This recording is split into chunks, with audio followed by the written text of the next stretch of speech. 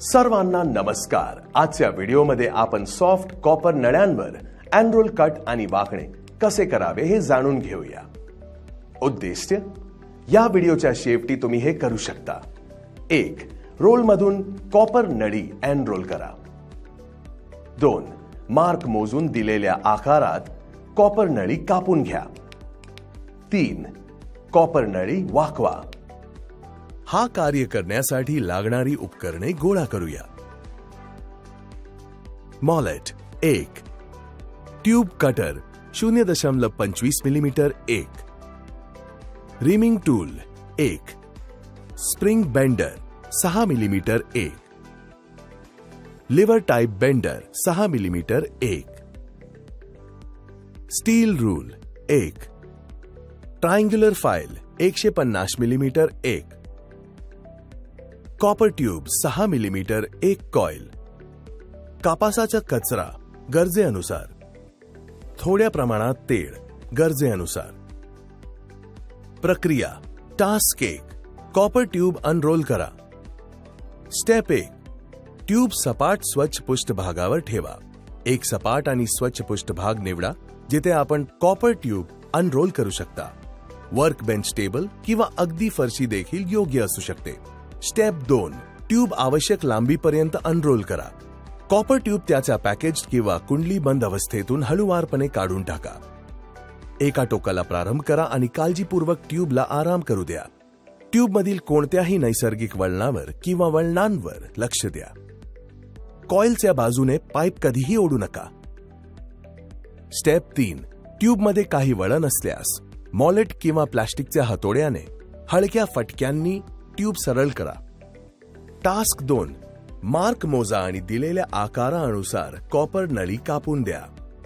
Step 1, पाईपची लांबी काळजीपूर्वक मोजावीत आणि बाहेरील भाग जेथे आपण फाईलच्या काठाने कापणार आहेत चिन्हांकित करा। स्टेप 2, खालील रोलर आणि टॉप कटिंग व्हील दरम्यान पाईप ठेवा। स्टेप 3, पाईप पोझिशन करा जेणेकरून कटिंग व्हील तुम्ही फाईल सोबत केलेल्या खुणाशी सुसंगत असेल। स्टेप 4, कटिंग व्हील पाईपच्या बाहेरील भागाला स्पर्श होईपर्यंत हाताचा स्क्रू गट करा। स्टेप 5, पाईप भोवती पाईप कटर हळूहळू फिरवा म्हणजे कटिंग व्हील हळूहळू बाहेरच्या बाजूला कापले जाईल। स्टेप 6, कटिंग व्हीलचा दाब वाढवण्यासाठी हँड स्क्रू फिरवा आणि नंतर कटर पुन्हा पाईप भोवती फिरवा। स्टेप 7, कटिंग व्हीलचा दाब हळूहळू वाढवून कटिंग सुरू ठेवा। हळूहळू आणि काळजीपूर्वक काम करा, जास्त दाब वापरू नका अन्यथा आपण पाईप खराब करू शकता। स्टेप 8, कट पूर्ण झाल्यावर ओपन टोक सील करा आणि पाईप पुन्हा कॉइलमध्ये रोल करा। स्टेप 9, पाईपच्या टोकापासून सर्व वृक्ष काढा। काढून टाकण्यासाठी रिमिंग टूल वापरा। स्टेप 10, पाईपचे उघडे टोक पुन्हा भरून ठेवावे जेणेकरून कॉपरचे तुकडे पाईपच्या आत जाणार नाहीत। पाईपच्या आतील बाजूने सर्व वृक्ष काढा। काढून टाकल्याशिवाय रिमिंग टूल चालू करा। Observation table serial number 1, parameter बेंडचा कोन 1, रिमार्क्स योग्य किंवा चुकीचे 2, बेंडचे कोन 2, योग्य किंवा चुकीचे। नोट, विविध आकाराच्या ट्यूबसाठी समान प्रक्रिया पुन्हा करा। टास्क 3, कॉपर ट्यूब वाकवा। स्टेप 1, रेफ्रिजरेशन पाईप मऊ असून हाताने वाकवता येतो। मऊ असल्याने वाकताना ते सहज खराब होऊ शकतो। स्टेप 2, पाईप कडक असेल आणि सहज वाकणार नसेल तर वापरण्यापूर्वी तो काढून घ्यावा। स्टेप 3, आपण काम करत असलेल्या ट्यूबच्या व्यासाशी जोडणारा वाकणारा स्प्रिंग निवडा। वाकणारे जरे वेगवेगळ्या ट्यूब व्यासांना सामावून घेण्यासाठी वेगवेगळ्या आकारात येतात। पाईपच्या बाहेरील बाजूस वाकणारा स्प्रिंग दाबा। चित्र पहा, यामुळे पाईप समप्रमाणात वाकण्यास मदत होते।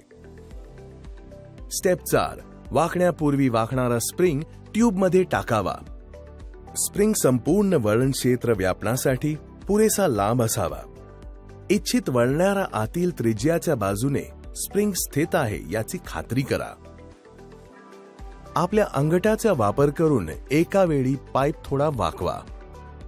एका हालचालीने वळण पूर्ण करण्याचा प्रयत्न करू नका, यामुळे पाईप वाकणार आहे. स्टेप 5. पाईपमध्ये तीक्ष्ण वळण घेऊ नका.